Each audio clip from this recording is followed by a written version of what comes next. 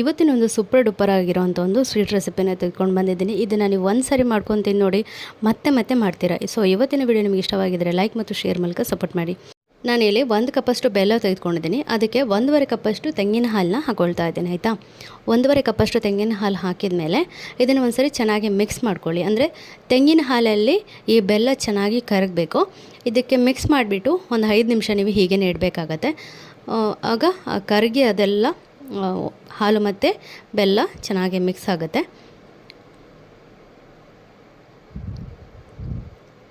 ನೋಡಿ ಈ ರೀತಿ. ಇದನ್ನೀಗ ನಾವು ಮುಚ್ಚಿ ತೆಗೆದು ಆಚೆ ಇಡೋಣ. ಇಲ್ಲಿ ನಾನೊಂದು 6 ಮೊಟ್ಟೆ ತೆಗೆದುಕೊಂಡಿದ್ದೀನಿ. ಈ ಮೊಟ್ಟೆನ ಒಂದ್ಸರಿ ಚೆನ್ನಾಗಿ ಈ ರೀತಿ ಬೀಟ್ ಮಾಡ್ಕೊಳ್ಳಿ. ತುಂಬ ಚೆನ್ನಾಗಿ ಬೀಟ್ ಮಾಡಬೇಕಂತೇನಿಲ್ಲ. ಬೀಟ್ ಮಾಡ್ಕೊಂಡಿದ್ದಾದಮೇಲೆ ಇದಕ್ಕೆ ಸ್ವಲ್ಪ ಏಲಕ್ಕಿ ಹಾಕ್ಕೊಂಡಿದ್ದೀನಿ. ಏಲಕ್ಕಿ ಪುಡಿ ಇದ್ದರೆ ನೀವು ಏಲಕ್ಕಿ ಪುಡಿನ ಹಾಕ್ಕೊಳ್ಬೋದು. ಸೊ ಈಗ ನಾನೊಮ್ಮೆ ಚೆನ್ನಾಗಿ ಮಿಕ್ಸ್ ಮಾಡ್ಕೊಂಡಿದ್ದೀನಿ. ಒಂದ್ಸರಿ ಇದನ್ನು ಸೋಸ್ಕೊಳ್ತಾ ಇದ್ದೀನಿ. ಈ ಮೊಟ್ಟೆಗೆ ಹಾಲು ಮತ್ತು ತೆಂಗಿನ ಹಾಲು ಮತ್ತು ಬೆಲ್ಲ ಮಿಕ್ಸ್ ಮಾಡಿರೋವಂಥ ಮಿಶ್ರಣವನ್ನು ಇದಕ್ಕೆ ಸೋಸಿ ಹಾಕ್ಕೊಂಡಿದ್ದೀನಿ. ಆಯಿತಾ, ನೋಡ್ತಾ ಇದ್ರಲ್ಲ, ಸೋಸಿ ಹಾಕ್ಕೊಂಡಿದ್ದೀನಿ. ಒಂದ್ಸರಿ ಚೆನ್ನಾಗಿ ಮಿಕ್ಸ್ ಮಾಡ್ಕೊಳ್ಳಿ. ಈ ಬೆಲ್ಲ ಹಾಲು ಮತ್ತು ಮೊಟ್ಟೆ ಚೆನ್ನಾಗಿ ಮಿಕ್ಸ್ ಆಗೋ ತನಕ. ಅದಾದಮೇಲೆ ಮತ್ತೊಂದು ಸಣ್ಣ ತೂತಿನ ಇದಿರುತ್ತಲ್ವ, ಚಹಾ ಸೋಸೋವಂಥದ್ದು, ಅದರಲ್ಲಿ ಒಂದ್ಸರಿ ಮತ್ತೆ ಸೋಸ್ಕೊಳ್ಳಿ.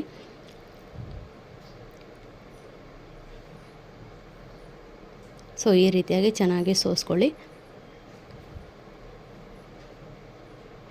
ಈಗ ನೋಡಿ, ಆ ಬೆಲ್ಲದ ಕಸ ಆಗಿರ್ಬೋದು, ಏಲಕ್ಕಿ ಪುಡಿದು, ಏಲಕ್ಕಿದು ನಾನು ಏನು ಹಾಕಿದ್ದೆ ಇಡೀ ಜಜ್ಜಿ ಅದು ಆಗಿರ್ಬೋದು, ಎಲ್ಲ ಒಟ್ಟಿಗೆ ಬರುತ್ತೆ. ಈಗ ನಾವು ಯಾವ ಪಾತ್ರೆಯಲ್ಲಿ ಬೇಯಿಸ್ತೇವೆ ನೋಡಿ, ಆ ಪಾತ್ರೆಗೆ ಸ್ವಲ್ಪ ತುಪ್ಪ ಸವರಬೇಕು. ತುಪ್ಪ ಸವರಬೇಕಂತೇನಿಲ್ಲ, ನಿಮಗೆ ಹೇಳೋದಿಲ್ಲ ಅನ್ನೋ ಡೌಟ್ ಇದ್ದರೆ ಸೊ ಅದಕ್ಕೆ ಮತ್ತೊಂದು ಸಾರಿ ನಾನು ಸೋಸಿ ಹಾಕ್ಕೊಳ್ತಾ ಇದ್ದೀನಿ. ಸೊ ಈ ಸಣ್ಣ ಹರಪೆಯಲ್ಲಿ ನಾನು 2 ಸಾರಿ ಸೋಸ್ಕೊಂಡಿದ್ದೀನಿ. ನೋಡಿ, ಸಣ್ಣದರಲ್ಲಿ ಸೋಸುವಾಗ ನೀವು ಬೆಲ್ಲ ಡೈರೆಕ್ಟ್ ಹಾಕಿರೋದ್ರಿಂದ ಅದರಲ್ಲಿ ಏನೇ ಕಸ ಇದ್ದರೂ ಕೂಡ ಈ ಹರಪೆಯಲ್ಲಿ ಬರುತ್ತೆ. ಈ ಸೋಸಿದ್ರೆ ಈ ರೀತಿ ನೋಡಿ, ಏನೂ ಸ್ವಲ್ಪ ಕೂಡ ಕಸ ಇಲ್ಲ. ಸೊ ಈಗ ಫಾಯಿಲ್ ಪೇಪರ್ ಮುಚ್ಚಬೇಕು. ಇದನ್ನು ಏನೂ ಹಾಕಲಿಕ್ಕಿಲ್ಲ, ಅಷ್ಟೇ ಫಾಯಿಲ್ ಪೇಪರ್ ಹಾಕಿ ಚೆನ್ನಾಗಿ ಮುಚ್ಚಿ, ಅದಾದಮೇಲೆ ನಾವು ಇಡ್ಲಿ ಒಲೆ ಬೇಯಿಸುವಂಥ ಪಾತ್ರೆನ ನೀರಿಗೆ ಹಾಕಿ ಅದರಲ್ಲಿ ಒಂದು ಈ ರೀತಿ ಪ್ಲೇಟ್ ಥರ ಇಟ್ಬಿಟ್ಟು 30 ನಿಮಿಷದ ಕಾಲ ಇದನ್ನು ಮುಚ್ಚಿ ಬೇಯಿಸ್ಕೊಳ್ಬೇಕಾಗತ್ತೆ. 30 ನಿಮಿಷ ಕರೆಕ್ಟಾಗಿ ಬೇಯುತ್ತೆ. ಇದು ಬೆಂದಿದೆಯೋ ಇಲ್ವಾ ಅಂತ ಒಂದು ಸರಿ ಚೆಕ್ ಮಾಡೋದಕ್ಕೆ ನೀವು ಒಂದು ಸಣ್ಣ ಸ್ಪೂನ್ ಅಥವಾ ಕಡ್ಡಿನಲ್ಲಿ ಈ ರೀತಿ ನೋಡ್ಕೊಳ್ಳಿ. ಆಗ ಏನು ಹತ್ತಲಿಲ್ಲ ಅಂದರೆ ಇದು ಚೆನ್ನಾಗಿ ಬೆಂದಿದೆ ಅಂತ ಅರ್ಥ. ನೋಡಿ, ಸ್ವೀಟ್ ಹೀಗಿದೆ. ಹಾಗೆಯೇ ತುಂಬ ಅಂದರೆ ತುಂಬಾ ಸಾಫ್ಟ್ ಆಗಿರುತ್ತೆ. ನೀವು ಬಾಕ್ಸನ್ನು ಪ್ಲೇಟಿಗೆ ಹಾಕಬೇಕಾದ್ರೆ ಅಂದರೆ ನಿಮಗೆ ರೌಂಡ್ ಆಗಬೇಕನ್ನೋದು ಸ್ವಲ್ಪ ಜಾಗ್ರತೆಯಲ್ಲಿ ಹಾಕಬೇಕಾಗತ್ತೆ. ನಾನು ಸ್ವಲ್ಪ ಫೋರ್ಸಲ್ಲಿ ಹಾಕಿದ್ದೀನಿ, ಹಾಗಾಗಿ ಕಟ್ಟಾಗಿದೆ. ಟೇಸ್ಟ್ ಅಂತೂ ಸಖತ್ ಸೂಪರ್ ಆಗಿತ್ತು. ಸೊ ಇವತ್ತಿನ ವಿಡಿಯೋ ನಿಮಗೆ ಇಷ್ಟ ಆಗಿದೆ ಅಂತ ಭಾವಿಸ್ತೀನಿ. ಇಷ್ಟ ಆದರೆ ಲೈಕ್ ಮತ್ತು ಶೇರ್ ಮೂಲಕ ಸಪೋರ್ಟ್ ಮಾಡಿ. ಎಲ್ಲರಿಗೂ ನಮಸ್ಕಾರ. ಎಲ್ಲರೂ ಹೇಗಿದ್ದೀರಾ, ಚೆನ್ನಾಗಿದ್ದೀರಾ ಅಂತ ಭಾವಿಸ್ತೀನಿ.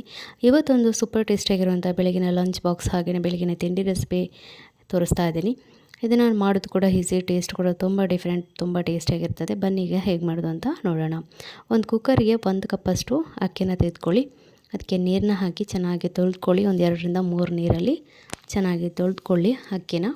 ನಾನಿಲ್ಲಿ ಸೋನಾ ಮಸೂರಿ ಅಕ್ಕಿನ ಹಾಕ್ಕೊಂಡಿದ್ದೀನಿ 1 ಕಪ್ಪಷ್ಟು. ಈಗ ನಾನು 2-3 ಸಾರಿ ಇದನ್ನು ತೊಳೆದುಕೊಂಡಿದ್ದಾಗಿದೆ.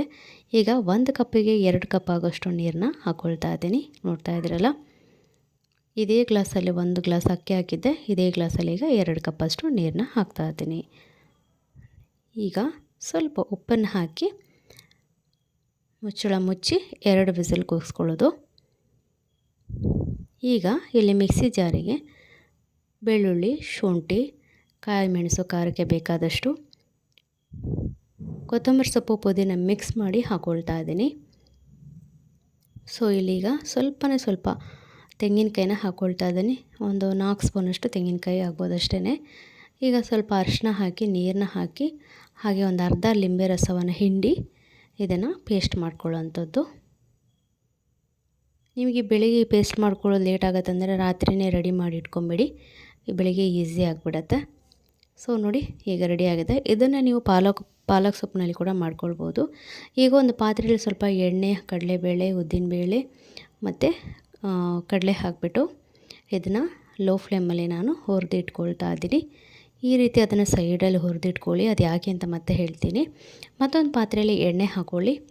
ಸೊ ಅದಕ್ಕೆ ತುಪ್ಪ ಸೇರಿಸ್ಕೊಳ್ಳೋದಾದರೆ ಸೇರಿಸ್ಕೋಬೋದು. ನಾನಿಲ್ಲಿ ಖಾಲಿ ಎಣ್ಣೆ ಹಾಕ್ಕೊಂಡಿದ್ದೀನಿ.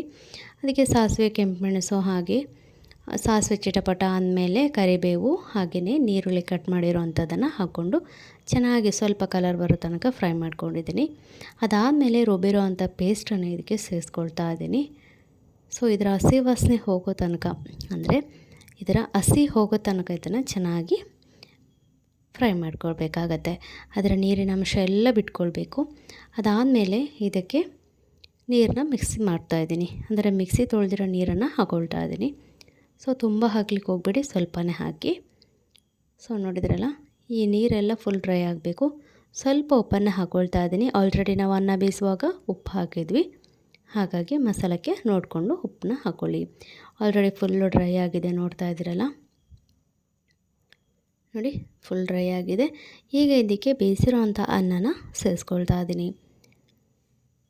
ಈಗ ಮಿಕ್ಸ್ ಮಾಡುವಾಗ ಸ್ವಲ್ಪ ತುಪ್ಪವನ್ನು ಹಾಕ್ಕೊಳ್ತಾ ಇದ್ದೀನಿ. ತುಪ್ಪ ಹಾಕ್ಕೊಳ್ಳೋದ್ರಿಂದ ಅದರ ಟೇಸ್ಟ್ ಇನ್ನೂ ಸಕ್ಕತ್ತಾಗಿರುತ್ತೆ. 1-2 ಸ್ಪೂನಷ್ಟು ತುಪ್ಪನ ಹಾಕಿಬಿಟ್ಟು ಈ ರೀತಿ ಮಿಕ್ಸ್ ಮಾಡ್ಕೊಳ್ಳಿ. ಮಸಾಲೆ ಜೊತೆ ಅನ್ನನ ಚೆನ್ನಾಗಿ ಮಿಕ್ಸ್ ಮಾಡ್ಕೊಳ್ಳಿ. ಸೊ ನಿಮಗೆ ನಾನು ಆಗಲೇ ಕಡಲೆ ಫ್ರೈ ಮಾಡಿದ್ದೆ, ಅದನ್ನು ಈಗ ಮಿಕ್ಸ್ ಮಾಡ್ಕೊಳ್ತಾ ಇದ್ದೀನಿ. ಫಸ್ಟಿಗೆ ನೀವು ಮಿಕ್ಸ್ ಮಾಡಿದ್ರೆ ಏನಾಗುತ್ತೆ ಅಂದರೆ ಸಾಫ್ಟಾಗಿ ಹೋಗ್ಬಿಡತ್ತೆ. ನಿಮಗೆ ಕ್ರಿಸ್ಪಿನೆಸ್ ಆಗಿ ಬೇಕು ಅನ್ನೋದಾದರೆ ಕಡಲೆನ ಫಸ್ಟಿಗೆ ಈ ರೀತಿ ಫ್ರೈ ಮಾಡಿ ತೆಗೆದಿಟ್ಕೊಳ್ಳಿ. ಆಮೇಲೆ ಲಾಸ್ಟಿಗೆ ಇದಕ್ಕೆ ಮಿಕ್ಸ್ ಮಾಡಿದರೆ ಆಯಿತು. ಸೊ ತುಂಬ ಕ್ರಿಸ್ಪಿಯಾಗಿರುತ್ತೆ. ಸೊ ನೋಡಿ ಹೇಗೆ ಕಾಣಿಸ್ತಿದೆ, ನೋಡಿದ್ರೇ ತಿನ್ನಬೇಕಂತ ಅನಿಸುತ್ತಲ್ವ. ಇವತ್ತಿನ ಈ ಲಂಚ್ ಬಾಕ್ಸ್ ರೆಸಿಪಿ ನಿಮ್ಮೆಲ್ಲರಿಗೂ ಇಷ್ಟ ಆಗಿದೆ ಅಂತ ನಾನು ಭಾವಿಸ್ತೀನಿ. ಇಷ್ಟಾದರೆ ಲೈಕ್, ಶೇರ್, ಸಬ್ಸ್ಕ್ರೈಬ್ ಮೂಲಕ ಸಪೋರ್ಟ್ ಮಾಡಿ. ಸಿಗೋಣ ಮತ್ತೊಂದು ರೆಸಿಪಿಯೊಂದಿಗೆ. ಅಲ್ಲಿವರೆಗೂ ಎಲ್ಲರಿಗೂ ಧನ್ಯವಾದ.